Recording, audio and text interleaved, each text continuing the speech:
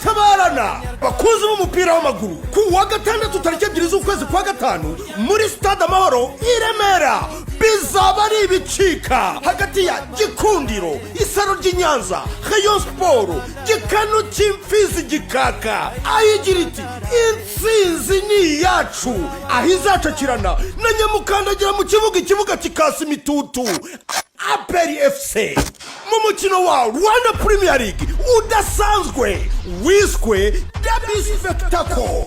Amarembo azabafunguye guhera saa 6 naho ku isaha y'isa 7 abadije n'abahanzi batandukanye babereka icyo bise Fan Zone Experience. Naho ku isaha y'isa 12 amakipe amanuka ikibuga kuri tike yawe ku giciro kigabanyijwe aho upper bow ari 2,000, lower bow 3,000, classic seat 10,000, VIP 20,000, VVIP 40,000, executive seat 100,000 ndetse na skybox ya $1,000,000. Uganda akanyenyeri 939 akanyenyeri 3 akanyenyeri 2 akadirishya.